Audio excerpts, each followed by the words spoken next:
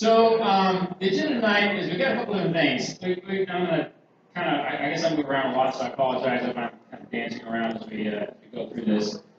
Basically, we're going to really quickly go through what a traditional firewall deployment looks like. We're going to talk about the external attack on just specifically using a protocol called AJP and what that kind of looks like, and not so much leverage, not so much the AJP itself in terms of being vulnerable, but just the protocol itself, how it was leveraged to allow external attackers who basically do all kinds of really bad things on the internal network. We're going to look at how some security incident factors are kind of play into this whole thing in terms of what we need to look at from a maybe incident response. Maybe I should give a little background on that, but basically I'm also an incident responder. So I've been doing that for several years, and then previous to that, in former life, I did a lot of network engineering. So a lot of this stuff is kind of near and dear to me, kind of put it that way. The other kind of interesting thing is we're going to take a look at the auto industry. So I'm kind of a big believer of not trying to reinvent the wheel. So if there is actually a problem that's been solved by somebody else, I prefer to use their solution if at all possible than to come up with my own. So you can call me lazy if you want to, but that's kind of where I fall. So we're going to kind of look at the auto industry. It's been around for, say, 100 years, a little over that actually. And we're going to see what they've done in terms of what the assumed crash model looks like. And then we're going to take a look at maybe what we should be doing in the InfoSec world of trying to do it, what we call assumed breach model, right? So just assume that thing's going to happen. And then we're going to take something from the auto industry, it's called the Crumple zone. We're going to see how that can be applied to our example of an external attack here, especially using the AJP protocol. So this is a traditional firewall deployment. Those of you that might be seasoned professionals in the industry, this might look pretty common to you. For those of you that have not really seen this before or looking to get in the industry, this might be something relatively new. Either way, I hope that you guys kind of at the end of this talk learn something new, and if nothing else, I hope that you have something to think about, and that's really my goal out of this whole thing. So if we kind of look at how firewalls have been deployed traditionally, it's kind of one of two models. You either have what we call a single tier or a dual tier. That's kind of how things are deployed. From a single tier perspective, we could sort of ignore this DMZ area and just imagine one wall there, not two, where we really only have two clouds, not three. And that would be the internet, or the external, if you will, the untrusted world, versus the trusted world, which in this case happens to be PoorSap internal. And so if you expand that a little bit, I guess a lot of larger corporations and companies will actually go ahead and deploy a dual tier model where they actually create a DMZ, which is a demilitarized zone, to try to separate a little bit, give a little bit more differentiation, if you will, between a trust versus partially untrusted versus trusted world. That's kind of the generic way of looking at things. This is the typical model that we see, I guess, in most corporations, in most environments. And I wouldn't be too far-stretched to say even the one that I work for. So it's a very common model to have, and it actually served us well for the past for a long time. That being said, we're going to take a look at how this particular thing plays out, right? So if we're going to take a look at how the firewall will be deployed to kind of say an external attacker is going to break into our, in this case, we're going to call it PoorSap in his environment, we would say, well, okay, so we're an internal attacker, we're trying to go through the Apache web server here with 2.2.2.2, and maybe his address is up, by the way, just kind of go through this. And they're trying to reach this Apache server, the DMZ, and so our firewall might restrict that to some degree, right? Say, okay, well, we might let any IP address go through, but they're only allowed on port 80, which might be the HTTP protocol. Beyond that, they really can't go anywhere. So if they want to go anywhere else, they're pretty much basically screwed at this point, and they're going to have to leverage whatever they can do on the Apache web server. Well, we could lock that down a little bit more too. We could say, well, the Apache web server can only maybe go through on some other ports and have to deal with some back-end stuff. So whether it be some SQL stuff in terms of the database or some other protocol, we'll see in a minute here, AJP or whatever, we can kind of lock it down as well and say, well, this particular web server can only go to certain IP addresses, maybe in this case a Apache Tomcat server, which would be an application server on 10.10.10.10, or whatever the case may be. The point being is that we're really trying to restrict what we can do from an external attacker perspective. So let's talk a little bit about what the AJP protocol is. So I'm not going to go through all this, but basically, more or less what we have is that it's basically going to be a web server that's in like a DMZ type of environment where we have a firewall in between, and generally speaking, that's how this is deployed. And we have an application server on the back end. And you can kind of see in the last bullet there that we have the Apache Tomcat, which is kind of one of the favorites, if you will, that's used along with the AJP. But we also have like Jetty servlet containers that can also be used. So there's a couple different ways we do this. In this particular case, this example we're going to talk about, which by the way is a real world example that went through a penetration test. So this stuff is not entirely fabricated. It's something we actually have seen. You'll be able to see that in this example that we were actually using the Apache Tomcat. So the way to sort of think about this is that it's in a load balance. Typically, when you use AJP, the main reason that you're using that type of a protocol is you're trying to use it in like a load balance environment. So imagine having a web server that's in a DMZ environment, and you have a firewall that's separating that between your internal network. And what you want to do is you want on the back end have an application, a web application, whatever that might be, and that thing is basically taking those requests in, and the web application, the web server is taking the initial front end, and it's trying to say, okay, I have maybe 4 or 5 different application servers on the back end that's internal that I trust, and I'm trying to kind of load balance against them. So that's what we see AGP typically used for. It could be used for other things too, but that's generally what we use for. And the idea of that, if anybody's familiar with reverse proxy, is that that's kind of what it falls into. Web server functions as a reverse proxy for the application server. So where does this whole thing kind of, where are we leading to with this? Can you guys read that okay in the back there? Is that too small? Okay. Yeah, so I apologize if that's too small. So I'll try to walk through this the best I can. I tried the best I could to, I tried the best I could to kind of get this thing blown up, but obviously there's only so much real estate I got to work with. So that being said, let's focus on a couple things. First of all, let me just start by saying that this is obviously real world. This is a real world attack that was done through an external basic assessment that was done through a third party and whatnot, and this was found. So there's a few things that are kind of, I guess, changed, if you will, in the interest of not divulging everything, but for the most part, this attack is true. So if we look at, in terms of the IP addresses, those have been changed a little bit, the port has been changed a little bit, maybe even the URL has been slightly altered, but the overall concept of what we're trying to say here is the same. And that's what I want to stress on, is that this is a real-world example of a real-world breach that was done in a controlled manner through a penetration test. But that being said, this is what actually happened. So if you look at specifically down towards the bottom there, where we have the Apache Tomcat server, the 10.10.10.10, the real vulnerability that happened here was that particular application was written in a way where it had a function, if you will, that was, in this case, we're going to call page. So that function, that method, whatever you want to call it, that code, was written in a way that it was supposed to be able to grab additional content to return back to who the requester was. Right? So that's not necessarily unusual. It's not necessarily a bad thing. That's just kind of the way it was designed. So that if locally, maybe we had local file mounts or whatever that was on that server, that particular Tomcat server will say, oh yeah, okay, you need this page, you need that page, you need this content or that content. You tell me what you want in terms of an ID number, and I'll return that back to you, whatever the case may be. So it's not necessarily too far-fetched, and I take that back in terms of the content equals whatever is what I was referring to on that. So whatever that content equals, you specify what you want, I'll return that back. It'll obviously go back to the Apache web server and back to whoever was requesting it. But the problem that we have, though, is that if you look at it from a perspective of bad code, of not being able to say, well, we differentiate that versus being able to add extra stuff to say, well, let's put in maybe a domain name or an IP address along with whatever that content is. You now can go farther than the original code was designed to do, right? Let's make sure we're clear on that. To go deeper into the network. So in this particular case, a request came through to the Apache Tomcat server, and it processed that and said, oh, you don't want a local file, you want me to go over to whatever this inventory.portsap.kernel is, and go grab something that has an ID equal whatever, and I'll return that. So kind of the breakdown here was more the code itself on the Tomcat server. But here's how they were able to leverage that. And this is the part I want to focus on. This is kind of the whole gist of this talk, if you will.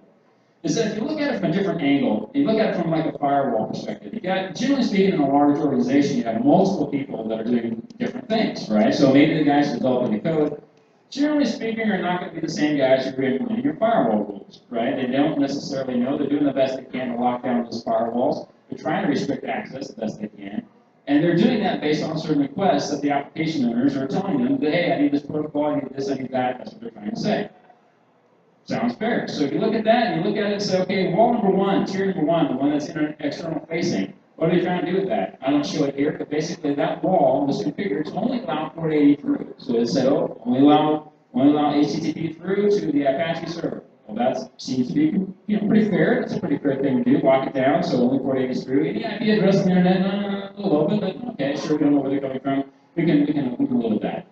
Okay, the next step is they reach the Apache server, and the Apache server is saying, okay, I need to make an AJP call, if you will, back to balance. Imagine down here at the bottom where I have one server. Just imagine if multiple servers there. I didn't have real estate to show it.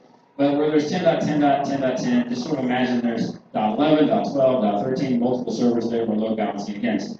In this case, the Apache server 2.2.2.2 says, okay, yeah, I've got a balancer here. I'm trying to find a worker I can use. I've got this 10.10.10.10. I'm going to forward that request on port 8009 and let this guy handle the request. So what we want to do on the firewall between our DMZ and the internal networks, we want to lock that down. Right? We want to say, well, let's not just let port 80 go through. Let's not let just any address group. We want to control it. We want to be able to say, well, we only trust 2.2.2.2 to go through there, and we only trust it to go to this destination IP. You can't just go anywhere. That's great. That's really good firewall implementation. That's the way it should be. Okay. The problem is, though, when it finally goes through that firewall, which if you look at the allow statement here, we're saying, yeah, our action is to allow source 2.2.2.2 to destination 10.10.10.10 and service on 80.0.0.9. That's perfect.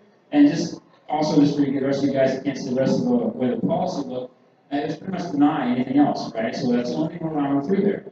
That's fantastic. The issue is, though, is that we make that request on through the Apache Tomcat server, 10.10.10.10, not realizing, maybe as an administrator of those firewalls, that there's not really a vulnerability in the code, but maybe the code wasn't reviewed as closely as it should have been to understand how it could be manipulated in a way that was not intended. And that's key, right? That's a key thing. You don't understand necessarily how the application is written. You're doing your job as a firewall administrator to lock it down, and you've done your job, and this lockdown is tight as you can get it. But you don't know how the code's written on the back end. That's not your job. You don't know. So you're trusting that that application is designed the way it's supposed to be designed to not allow something like this to happen. And so what actually happens is the request comes through the web server, it gets forwarded on through AJP. It's not a fault of AJP. It's not a vulnerability of AJP, right?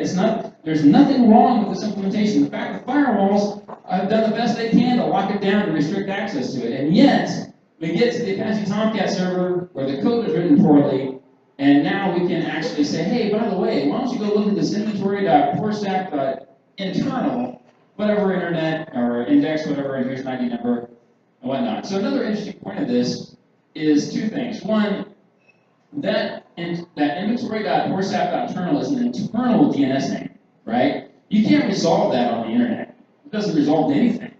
But internally, Apache Tomcat server 10.10.10.10 knows all about that server. And he goes, yeah, I can reach that server, no problem. No problem. This is where, if you were to look at this, you'd be like, if you were an IR guy like me, and you go back through this, and you look through this, this is the moment where we're back to the original title slide to say, we're kind of fucked here. This is not a good thing. This is a very bad thing. So, and it's nobody's fault. Everything's done the best they can by design, except for maybe the code. Even then, that's debatable, right? So the point is not only can they attack maybe the inventory.porestack.internal if they knew that domain name, which, by the way, sometimes that stuff's leaked out through Google. I don't really know anything about that. But sometimes that kind of stuff's out. You can search for that kind of thing, do a little intelligence on that. But also, you can actually replace that domain name with an IP address, right? So you could just say, I don't know, let's just try 10.10.10.10, or better yet, why don't we just do a sweep and just start trying arbitrary 10 dot addresses and see what hits? And eventually, I'm pretty sure you're going to find some things that are very interesting to you. And what's really cool about that is not only do you find that, is if you look at the way this thing was designed, what we actually saw in this particular attack, is you generally would get the original page that was intended to be there. So you'll get content back a bunch of whatever you probably don't care about, that was part of the original application. But then along with that, because you said to go, hey, check out this other information, pull back, people get all kinds of really interesting information back. And that could be inventory information from assets, it could be billing information, whatever might be open that's not authenticated. And I'm sure as you guys know, with this particular model, especially if we look at the last, this cloud here at the bottom, it's generally trusted. So from a trusted perspective, there's not as much emphasis worried about authentication. Don't worry about it. Leave it open. It's inventory, it's all right, we trust everybody on the inside, don't worry about it. So this is where you run into problems, right? You can't foresee this happening. This is a very unusual situation to run into. How do you deal with this? How do you prepare for this? What do you do about this? So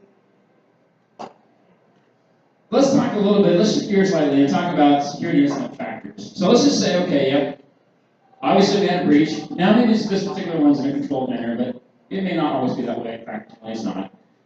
And we have some factors that we need to take into effect. So this is only some. It's only some that may be relevant to this talk. But in my world of incident response, some things we care about is, well, what's the frequency or what's the probability that we might have this incident? Like what's the likelihood that this thing's going to happen? Is it happen all the time? It's kind of a long shot. That kind of thing. Well, that kind of makes a difference as to how much, I can say this, how much we care. I mean, we're all busy, we got a lot going on. We're trying to figure out where we need to focus our efforts. And so that's right. But ultimately, what's the risk, right? So that's what we're trying to come. This is really what this is about, is risk assessment. That's really what this comes down to. So you look at the scope of the incident. What was affected? The systems, data, people, and what actually matters to us. What's the important thing? What's the level of impact? So we look at, well, we've got all these people we've identified, servers we've identified, maybe the data we've identified, we've gone through all that effort. What's the level of impact? Well, maybe these certain people say, I don't want to belittle anybody because everybody plays a very integral part in the organization, in a particular organization in terms of it being successful. But let's just say, particularly in this example, that it was something in marketing. Well, maybe we don't care as much as that. Or maybe it's marketing information or marketing material. Maybe not. Depends on what it is, right? Maybe it's some very sensitive marketing material. Generally speaking, maybe not. However, if it's going to be something a little bit more like maybe a database that has, I don't know, private keys in it, and you happen to be some kind of a certificate authority or something like that, that might be a little bit more sensitive than we actually care about. So it kind of depends on what it is, depends on who people are, the systems are, that kind of thing. And ultimately, it depends on the financial impact of the organization. That's kind of the bottom line there, right? Are you going to be able to stay in business or not? That's really what it comes down to. So the last bullet point here can really be looked at two different ways. And I think we said it just a moment ago, the risk assessment. It really comes down to the risk. What is the risk that we're taking here? What is the main thing, what is the main risk that we have? And maybe another way to phrase that, and I think probably the way that I prefer to phrase it, is what is the primary component we're trying to protect? What's the thing that we care about the most that happened in this particular breach or this incident? That's really a pretty key question. All right, so let's I'm going to use a little slide plan, but shift gears a little bit, and we're going to talk about the assumed crash model that the auto industry had. By the way, I love this. This is awesome. I don't know who these people are, but this is fantastic. So whoever came up with this idea, fantastic idea. But let's talk about the assumed crash model just for a moment. So the auto industry has been around for 100 years, more actually, right, as many of you probably know. And as such, when it first started out, like anything else, there was only a few people that had cars. There was probably no laws around really what you could do for the most part. There was no insurance. Nobody really cared if you got killed. Whatever, the guy had a car. Nobody had a car. They were horses and buggies. The jackass had a car. So he deserves it. You can afford a car, he deserves it. I mean, that's kind of how it was, right? Back in the day, right? Back in the early 1900s, nobody cared. All right? That's kind of how it was. So as time goes on and more people get to the point where, hey, maybe in the mid-50s or whatever, there's more families that I can afford a car for my family. It's a family car, right? We've all seen the shows back then, and so I hope at least to some degree. So then at some point, the auto industry and the consumers both, right, start asking the question.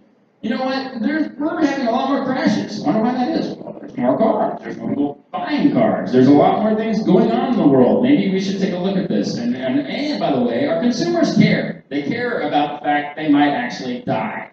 So that's a pretty big thing. So from the auto industry, they have to ask the question, what is the primary component we need to protect, right? What is the main thing that we need to preserve if we assume that there's going to be a crash?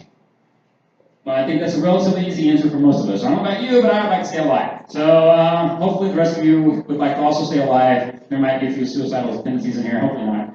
But for the most part, everybody would like to stay alive. So that being the case, the auto industry realized that. It's a really relatively easy thing for them to identify. So they start changing their mindset.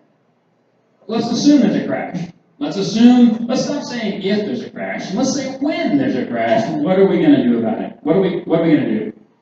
So one of the first things that they probably start looking at is a relatively almost an easy thing, but what things can we build? And that we can just, okay, we already got a car. We already have the car. That's easy, right? What can we just build to snap into this thing to start being able to say, hey, we got this thing added. We can help keep you alive better. Well, one of the easier things that came about, one of the earlier things, was seatbelts, right? So yeah, that's a great thing. That's a really great thing. Another thing is airbags. So airbags is another pretty big thing. Now, I kind of want to talk about airbags for just a second. I'll go into this more later, but I'm kind of chomping a bit here, so I'm going to get this out right now. So on the airbags, when you think about it, we're going to talk a little bit more about, I guess when we talk about scope, when we talk about impact and that kind of thing, and what really matters and what really doesn't. But for airbags, it's a really interesting thing, because seatbelts have their place, if you will, in terms of like trying to save lives. But when you start talking about what it means to try to look at what might be involved in an accident or assumed crash model, not only do you look at the car itself, in terms of like, okay, there's a car, whatever, and the person, right? You're trying to say, okay, I'm trying to save a human life. What does that mean? What does that mean to you guys? Like, if you wanted to save a human life, what's the most important on your body that you might actually care about? Right? So, to me, unfortunately, probably my head. So, that's an important thing. Johnny, what happened? I know, right? So let's go down that road. So, unfortunately, I wasn't fast enough to get away from a marker. And frontal impacts, right? With some KC stuff going on there. So, as I try to get away, could not get away. So that's an important thing with the airbags, right? So the airbags is not only were they looking at the fact that, hey, we want to save lives, but where is our main concern? Well, head trauma, obviously. When you have head trauma, you're probably not going to do too well. I'm pretty sure that there's a few documented cases, strange cases where somebody gets an arrow through their head and they miraculously survive and they can think, and that's an amazing thing. Generally speaking, I'm pretty sure I'd be one of the guys to be screwed that would just be brain dead, and that's how I'd end up. So they really looked at this and they said, airbags not only might help you from a chest perspective in terms of what's puncturing you in the chest, but more importantly, it's going to help you from head trauma. And that's the big thing. We got to save people from having brain damage and that kind of thing. So that's an important thing. But beyond that, let's look at what we can do holistically. Let's not just look at the equipment we can install, right? The things the innovations we can come up to tap in. How can we look at this from a different perspective? Let's just say that it is. We're going to have a crash. Bad things are going to happen. What are we going to do to utilize that to our advantage? How can we say bad things happen, we know it's going to happen, and we know we can somewhat control, I use that loosely, somewhat control how they happen in a way that might be to our advantage. And this is where the idea of crumple zones came from. And we're going to talk about that more in a minute. So I kind of gave the head collision most likely a little bit away, but there's some things that came into play in the assumed crash model, right? So it came to probability. What is the worst thing we care about? Again, they head-on collision, not only head-on collision, but also head trauma. So there's a lot of things they look at there. What's the scope of the incident? Well, there might be one lives, there might be multiple lives, there might be one automobile, there might be multiple automobiles. So you kind of look at things in sort of a, when you do the assumed crash model, you sort of look at things in the worst case scenario. And you say, well, let's just assume the worst case scenario is a head-on collision. Worst case scenario is we may have multiple lives involved. Worst case scenario, we have multiple automobiles involved. Some of the other things on here in terms of the impact are not quite relevant, but if you look at the scale, you might be looking anywhere between minor vehicle damage to complete vehicle damage, all the way to minor injury to the occupant, all the way to complete occupant fatalities, which is obviously what they're trying to avoid. So again, just use the assumed crash model.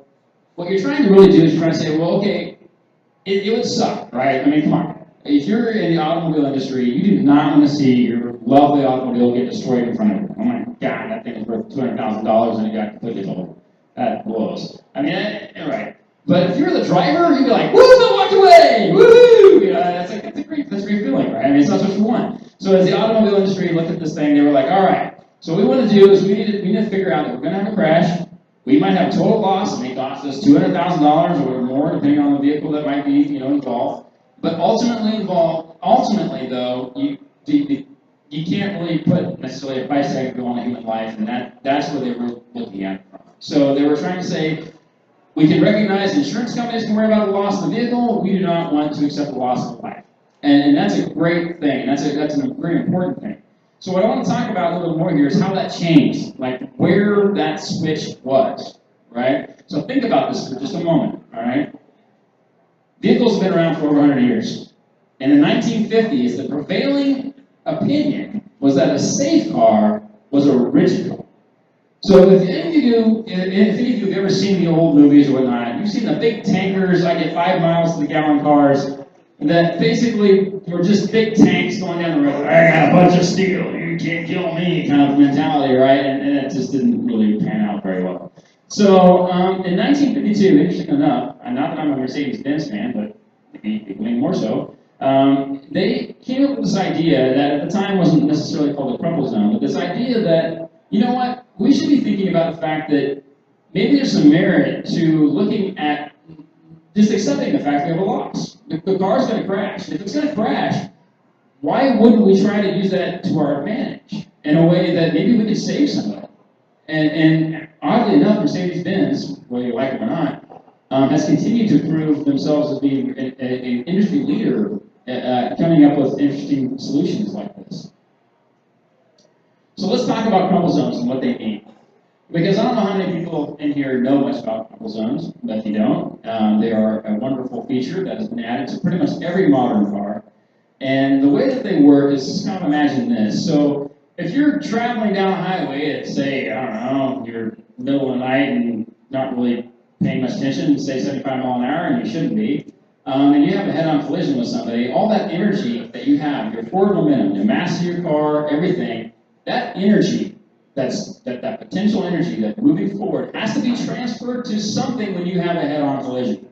In the old world, the way that was transferred was directly to the person that was driving the vehicle. That's how that worked. And so what this idea came about to be was like, you know what, we shouldn't be doing this. This doesn't make sense. We should realize the fact that, okay, the car is gone. It's a head-on collision. This is a bad thing. This is a very bad thing, right? And it's going to have a very bad outcome. But we might be able to use this to our advantage. And the way we can do that is we can say, let's try to transfer that energy around the occupant, around the person driving the vehicle in a way that maybe we can save that person driving the vehicle or the passengers inside the vehicle.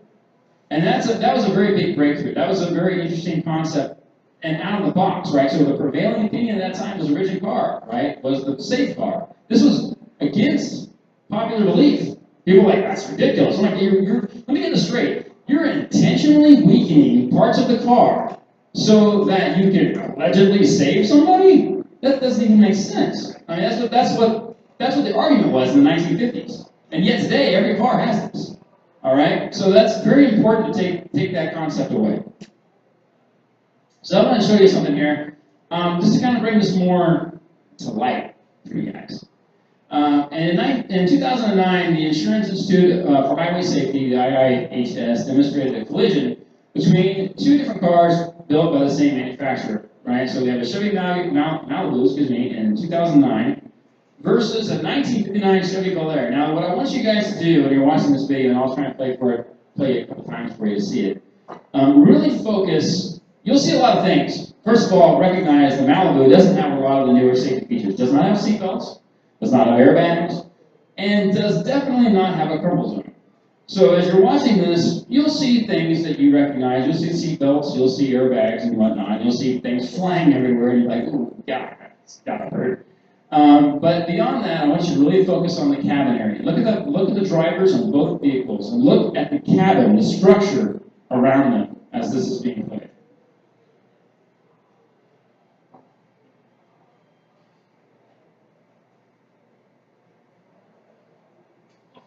Yeah, we want to be that guy. And now we see it in slow motion. We're going to see this from multiple angles. Ooh. Yeah, not good. Hey, I got one of those now. I hope it's not, what was it, gold? Is that gold? I can't tell what that is.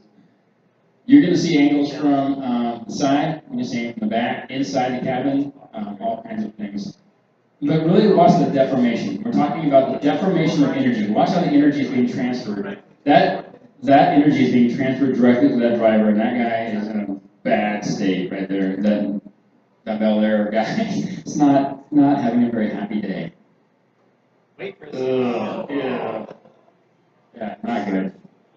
Now watch the Malibu, thank you. Look at that. All the energy around him.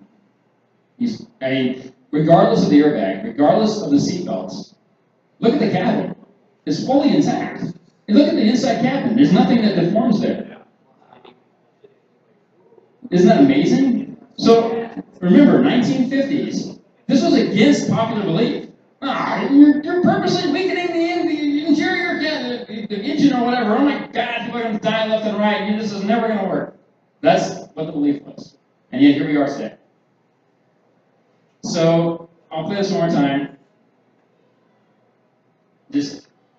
Hopefully I will. There we go. Because I want to talk about the crumple zones a little bit more and how they're relevant to us, right? To that today in the information security world. Why this matters to us. I know. Please tell. Cars have firewalls. That's cars have firewalls. That's absolutely correct.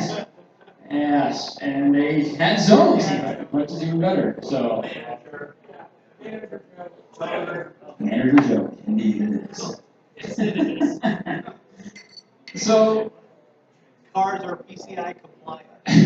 PCI compliant, right? Cars have layers of protection.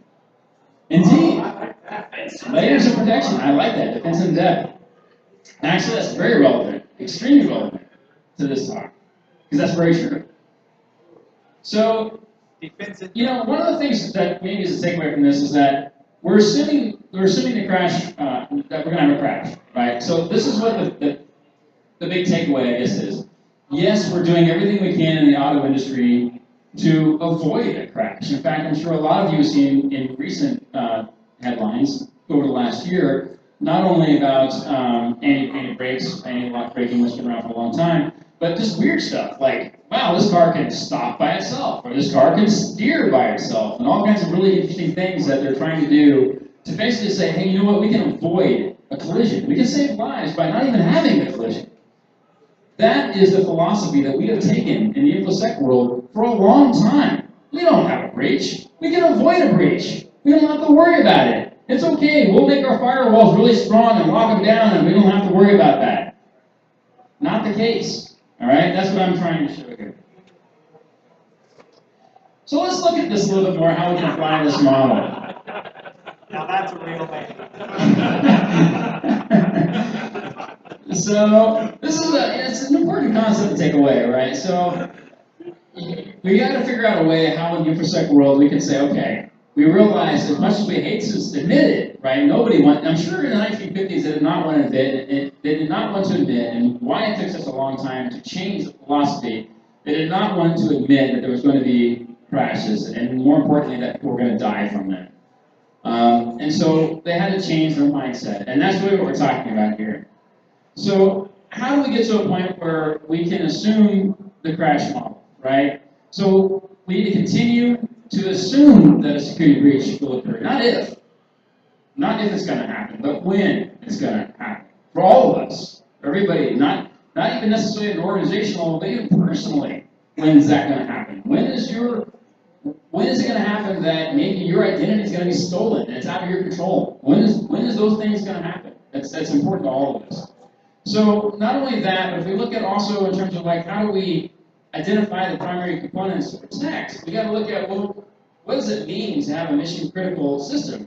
Or maybe we need to look at the data a little more closely as well. Not only in terms of whether it was stolen, but is it destroyed? And that might really vary depending upon the company, right? So if we look, I'm going to use a was it DigiNotar, I believe, is an example, if any of you remember that, where they had the SSL issue several years ago, where they were issuing certificates, and basically they had some hackers get in, got their private keys, whatnot, bad things happen.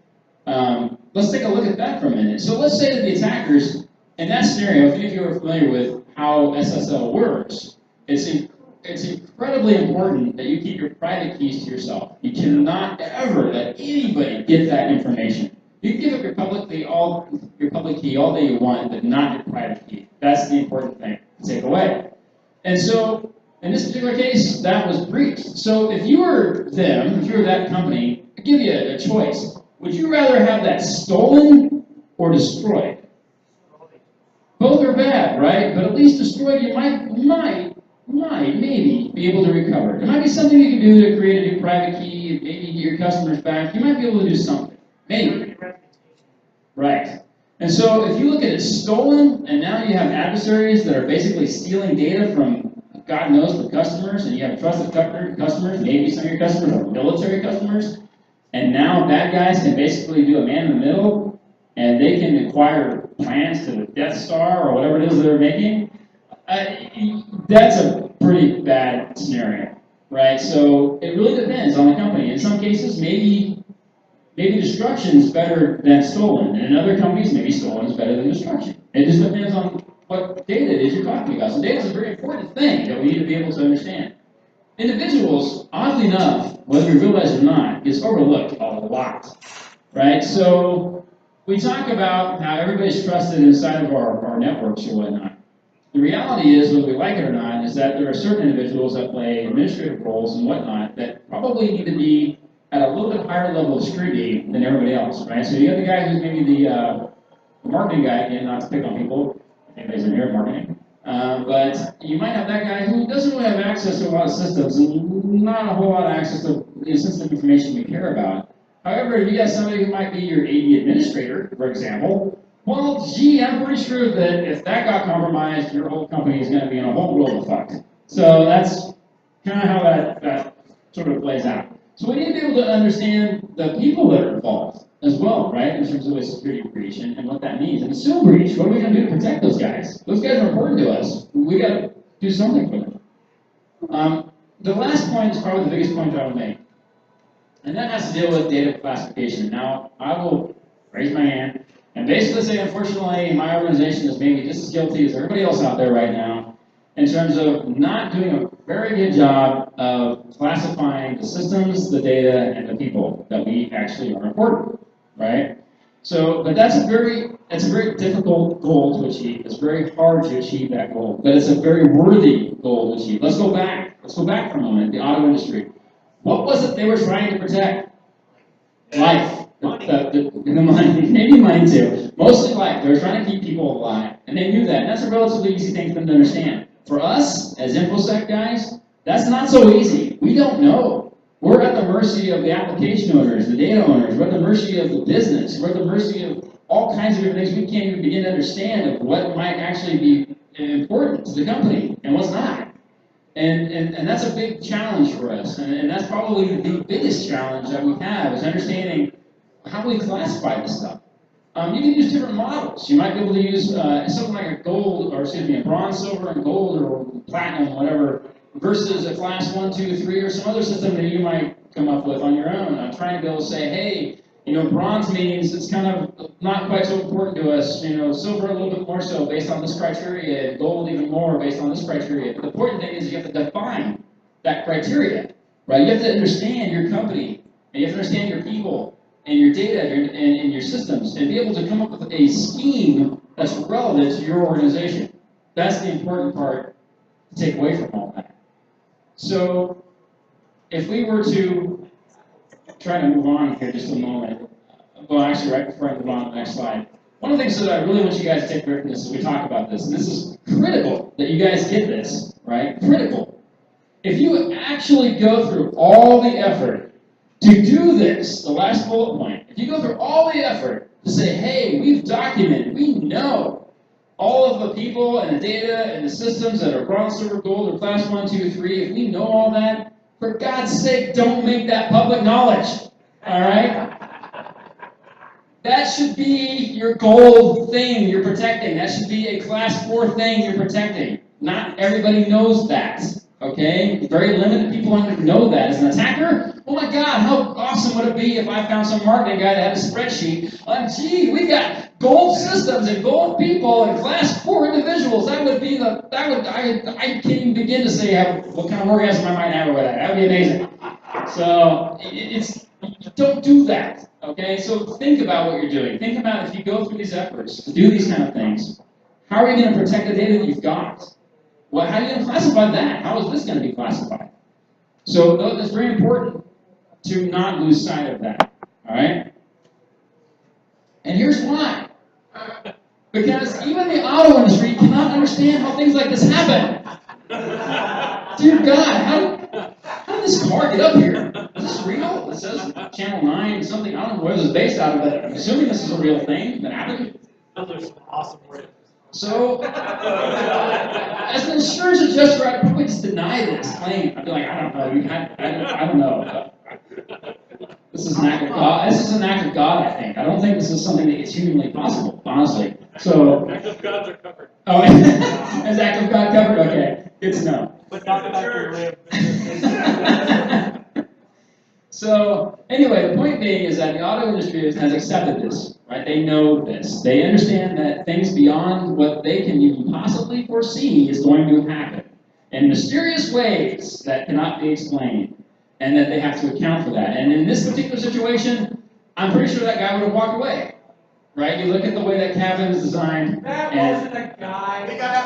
ladies. Oh, I see where you're going with that one. All right. Moving on before I start getting stoned or eggs thrown at me. All right, so let's talk about how we can apply the crumple zone to our scenario we had earlier. So we had the AJP protocol that was going on. And again, we're not blaming that protocol. Everything was done the best it could be done, right? And that protocol was used in a very legitimate way. The firewalls were locked down in a very legitimate way. So what are we going to do? Again, this comes back to understanding and classifying our information.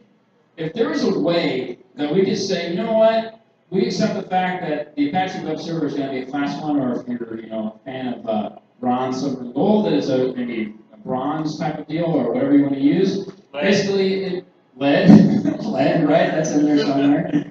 So, how do you want to classify that? If you can say it's kind of more or less not that important to us, then it needs to be ranked that way. There needs to be a way to classify it that way. Now, you might have a class 3 or a class 4 item that's in a DMZ or traditional DMZ area. You might have maybe your users use ERAS or VPN to connect to your network, and that's an extremely important thing to you. Depending on your business, that might be very important to you. That being said, you still need to classify it as such. Even if it's in the same crumple zone, if you will, you need to classify it, or maybe better yet, move that to a different crumple zone. It would be a lot better, actually, to do that. But if it was in the same crumple zone, at least having it identified is a huge step forward of understanding this is a risk to us. We have a class 3 information that's basically sharing a class 1 crumple zone. That's a very bad thing that we probably shouldn't be doing, right? That's the takeaway. Now, what does that mean to us? Well, maybe if we're using ERAS, what we do is we try to use two-factor authentication. Maybe we use some other things to basically try to mitigate that risk, and that's great. Maybe that's enough. Maybe we can live with that. We can say, okay, we understand we have class 3 or class 1. We can live with that as long as we have extra security features involved to help us mitigate that risk. Maybe, maybe not. Let's go a step further though. Let's take a look at how we went to the Tomcat server, right? You all remember that? Went to our buddy Tomcat server, and bad, poorly written application allowed us to make lateral movement. So if we were to say, you know what, we recognize that maybe the internal, our inventory system is actually a fairly important system to us. Maybe it's not class 2. Maybe the inventory system or something else, payroll, whatever that might be, maybe we make weapons or whatever, and our Death Star information is actually very important to us, and we actually don't want to lose that. Well, we'll classify that as maybe class 3 or class 4. But we have to figure out what that means based on our criteria that we define. The important thing is to take away is this. We put firewalls or some other mitigating controls to separate out those zones, right? We create these crumple zones, is what I like to call them, because that's, again, using the automotive industry term.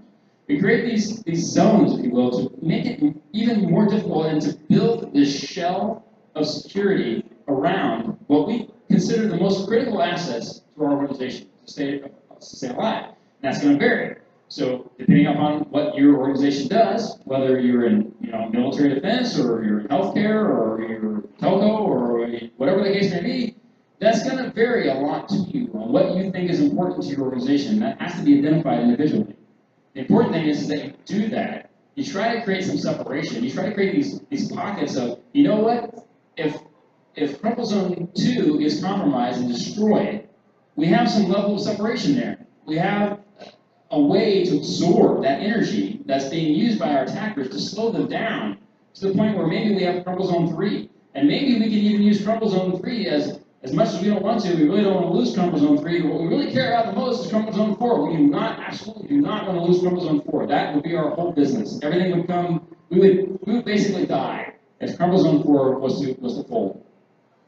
So I recognize that there are a lot of professionals out there that might be looking at this saying, that's great, it's great on paper and all, but the reality is we can't afford that, and to implement that is going to require us to have all this monstrosity of policy that we can't manage and so forth and so on. And I get that. I fully understand that. But let's take a step back for a minute. Think back in the 1950s, the auto industry. Again, the failing concept was you had to have a rigid model. Our model today is we have one or maybe two layers of defense from a firewall perspective. Now, I know we have other layers of defense, right? We've talked about that. We have IPS boxes. We've got a host-based malware type detection. We've got all kinds of other things that are out there that are being leveraged today. Even new, more next-generation type things are being deployed in terms of VMware type environments to actually run malware and try to determine whether it's bad or not. And that's great. That's all great. But it's just not enough, right? We need to understand that there are situations we cannot predict. There are things that we don't understand that might happen. Like in the case of the AJP protocol, when that assessment was done, it's like, how the fuck did that happen? Right? So you have to be prepared for that. Assume breach. Assume that you're going to get compromised. And how can we understand our systems, our data, and our people in a way that we can protect them and separate them to protect them with our Crumple Zone. So I'm not necessarily advocating that this methodology is going to be relevant to everybody. I'm not saying in a large corporation it might even be feasible. What I'm saying is in the 1950s, everybody was basically against the idea. And that whole entire mindset changed. And it changed because Mercedes-Benz had the insight to say, you know what, we got to change the way we're looking at what we're trying to protect and how we're doing that. And we as an industry, as InfoSec guys, need to do the same thing. Right? We have to change the way we're thinking about things. We can't just sit there and stand back and go, you know what, I can put all these great firewalls in place, and I can put all this AV and IPS and whatever, and I'm not going to have a breach. I don't have to worry about it. I'm good. You do have to worry about it. It's going to happen. It's not a matter of if, it's a matter of when for every one of us. All right? And that's really the topic that I'm trying to say by this. So, if you guys come up and you have some better ways of doing things, that's fantastic. I would love to hear it. So let's have some last thoughts on this. I know everybody's ready to have another beer and chit-chat. So, again, let's do the assume breach. Let's assume bad things are going to happen. We can't stop them. We can't foresee them. Let's try to get some level of classification on our data and our systems and our people that, unfortunately, as much as I hate to say this, have different levels of priority in terms of what we care about, based on our industry, based on our organization. And we need to be able to figure out a way to classify that. And it's going to be different for everybody. You can't necessarily use the same classification model from industry to industry. It might vary. And that's also important. But the most important thing to take away from this is that we absolutely have to figure out a way that we can design our security infrastructure and our security programs, right? So not only the equipment that we're deploying, but the overall program to be able to say, we understand we're going to have a breach. Do we have the right things in place? Do we have an incident response team? Do we have all the right things that we're covering, all our bases to understand what our data is, what our systems are, who our personnel are, our contacts? Is all that stuff in place to be able to say we can limit not only the scope of what an attacker can do, but also the impact of what they can do. All right, so once again, to stress, to kind of bring that point home, and And you think about the automobile industry, how they were faced with this problem. They were trying to figure out, not only do we have to reinvent, but come up with new ways to invent seatbelts and airbags and all that. We got to look at the entire thing and say, what can we do with the car, the automobile itself, and collapse it in a way that we can leverage that to protect what we care about. And that's what they did. And they're still focused on trying to prevent, right? I'm not discounting that. I'm not saying that they've given up on that effort. That's a worthy effort. It's a goal we should all try to reach, is to say we won't have a breach or we won't have a car accident where people die. That would be a wonderful thing. That would be a beautiful world. But the reality is that we don't live there yet. And we have to assume breach, and we have to be able to prepare for that. So that being said, I wanted to say thank you for everyone for hanging in there.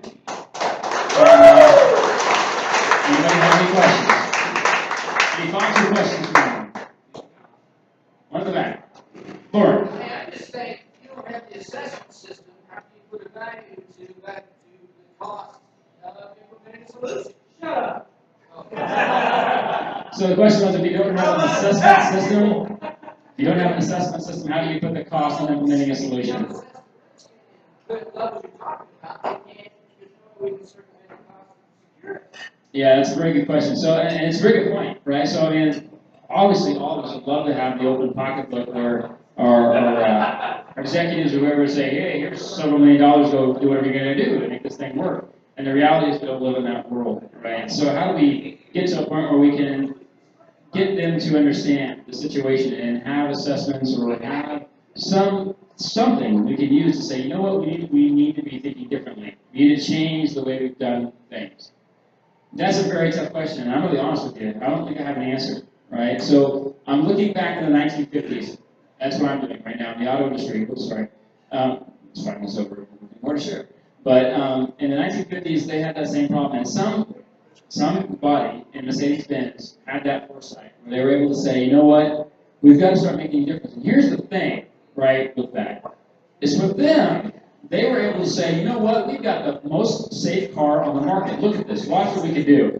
We can take this car, we can drive it into a wall at 70 miles an hour, and we can show that this passenger or this driver is going to basically live through this collision. Right? That's an amazing thing for them to do. So, you may have to buy another car, but the person's going to live. So, it's a very tough challenge to answer your question. But what we have to do is find a way, and I say we, as the community, need to find a way to figure out what it is that we care about. What's the thing we're trying to protect? And then go a step further of trying to understand if we do that, if there's a way we can protect that thing. I just got a question. It's really fucking boring, Donny, but the GRC, you have this impact analysis. Okay. And like non-technical people do that, like figure out how much. BCDR people do that as well. Figure out like what days worth, what it costs for systems to go down. Okay. So that all folds in exactly what you're talking about. But it's not easy, and it's really fun. It's really fucking boring. Is that Yeah, it is really fun. Figure out how much stuff works. So let me try to recap what you said there, Mike, so that I can make sure it's out there for everybody to hear. It sounds like basically that there are a lot of non-technical people, basically, if I understand correctly, Yes. that are trying to determine what's important to the company and what's not. Yes. Point two. There you go. And then along with that, they're trying to.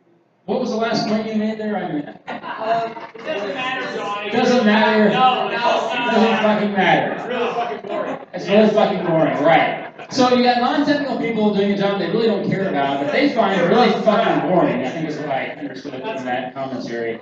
And how do we deal with it? Is that the question? How we deal with that? Or you don't fucking care? Is that what are you looking for there, Mike? Like how do we deal with that? Is that the question? I guess. I don't know if I have an answer. I think the important thing is commentary is just general commentary. Nobody really cared if it was safe or not.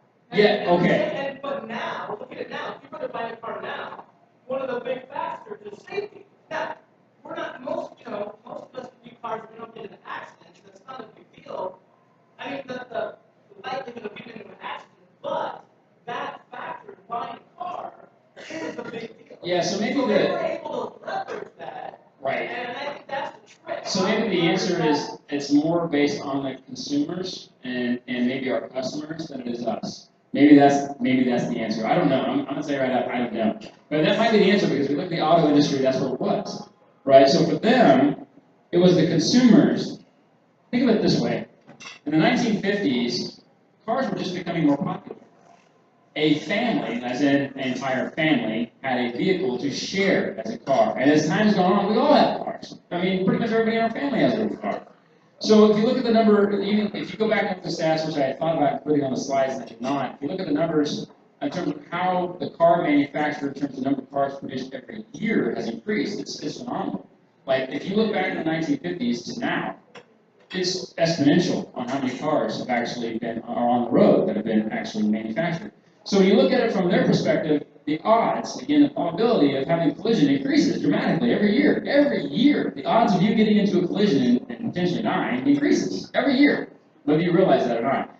The same factor is true for us as information security guys. More and more computers are on the internet every year.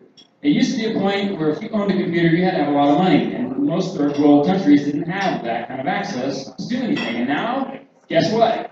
A lot of those old computers are still on the internet. They might be running Windows 95, but they're still out there, and they are actually attacking our systems.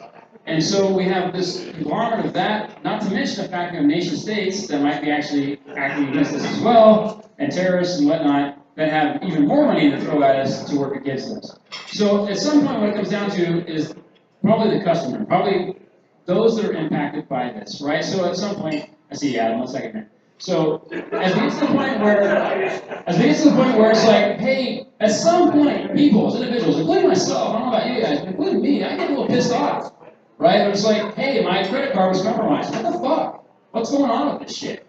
And I get a little mad about that. And as more and more people get mad about that, and maybe as things start to change, where I'm just speculating here, this is Donny Hubener speculating, but at some point the insurance companies are like, we can't keep eating this cost of credit cards. Constantly getting increased. I don't know about the rest of you heard today, but PF Chang's was compromised today. So if any of you have been eating at PF Chang's, yeah, there's a good chance your credit card may be compromised.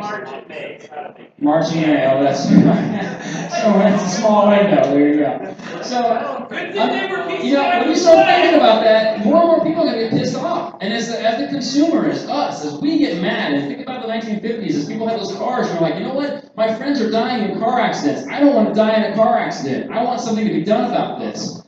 That's when the attitude starts to change. And you start to think about it from an assumed crash model to the assumed breach model. And that's what we're looking at. And so I agree, it's going to be a very difficult challenge. It's not going to be something trivial. It's going to be a matter of, unfortunately, our executives being personally impacted before they realize that maybe this is actually something I care about. Donny, are you suggesting he hacks into executives?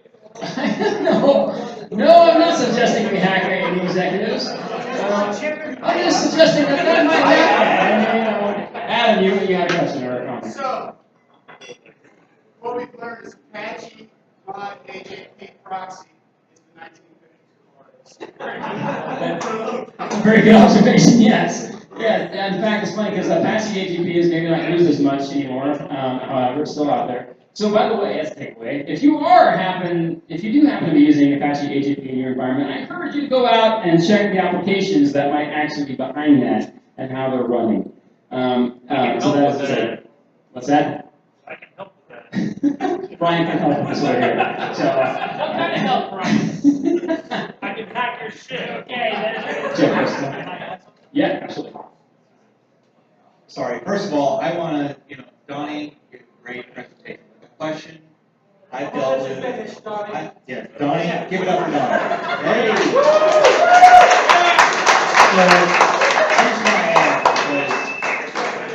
I don't want to upstage Donny, but the question was very pertinent to what I do right now. So you need to get with your officers of the company because they have signed the contracts for the SLAs on what they're doing. They are providing the service, or they have made the decisions they're providing the information to say, we're going to provide this level of security. So you get with them and you say, if we impact this crumple zone, it has an impact on you. And they can determine what is acceptable and what is not. That's where you need to get with them, meet with them, drive it home on a daily basis that this will affect them on a personal level because they are signing off that this is what affects them. So does that help? Does that kind of help answer? I didn't see who asked the question. You're trying to ask, where is it important? It's important to them because they're going to lose their house, they're going to lose their car, they're going to lose their family if this goes down. It's kind of a 9/11 month, if you will. I know it's kind of like when aliens attack, but think outside help them think outside the box and say, if we get through Crumple Zone 2, if we get through Crumple Zone 3, if we get where that gold level, those brass balls, if you will, of our company is gone, how does that affect me? How much money are we going to have to pay to, the insurance company? What if the insurance company isn't going to accept that because we didn't do our due diligence? So I did not want to take away from Donny, but it just happened to be something I'm dealing with right now, my company, and trying to impact the officers in my company to understand this is what we need to do to make this company successful and keep it going. All right, that's all.